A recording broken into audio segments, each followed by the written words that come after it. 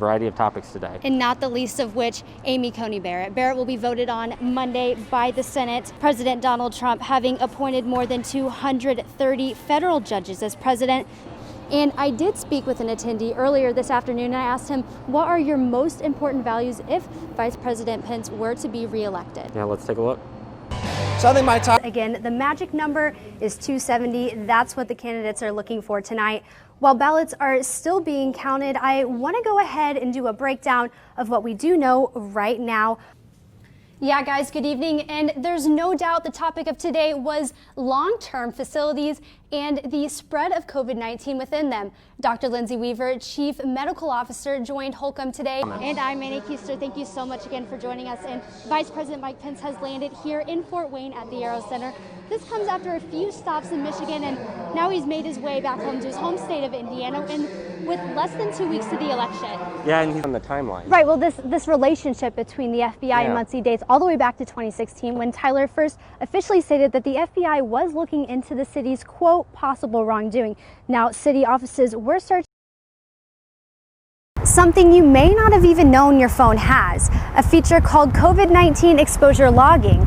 And if you have an iPhone, it's as simple as opening up settings, scrolling down to privacy, clicking on health, and there it is. IMPD says a group of kids were out here walking at about 2 o'clock this morning. That's allegedly when 14-year-old Curtis White Jr. attempted to rob the suspect but was then shot and killed. The second call to the area overnight and the 91st homicide this year. Businesses that expect more people can also expect more germs. That's why some are looking into technology that can test temperature detected is normal for COVID-19 symptoms. Brenda Cole is out this year with two things, a bell and a mask. Brenda has been ringing the bell. I've been 29 years.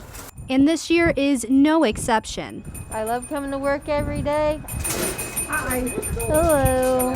I wouldn't change it for the world. Have a great holiday. And because she knows how important giving can be. Brenda saw her sister's life change after her home was impacted by the flood. The Salvation Army was there in their time of need. Merry Christmas. Merry Christmas to you too. And now she's here to give back. All the people that can't afford to get holiday stuff, so that's the reason why we step in. Some days up to 6 hours. Thank you. Ringing the bell. But there's a reason she's ringing the bell alone. Normally what we hear is this is part of tradition. And we hear that from a lot of our volunteer bell ringers as well. It's our family tradition to ring the bell. A tradition stopped for some by the pandemic. The concerns are the possibility of catching COVID, the possibility of spreading COVID. Usually we have several hundred. We haven't even reached 100 yet. Maybe there's a bucket hanging out and no one's there ringing. The more concerning one is where you see a stand and there's no bucket at all. That means there are no volunteers, no bell ringers available to stand there. With that, there's no collection. But even during the pandemic, the needs are even worse than they normally are. The need doesn't stop.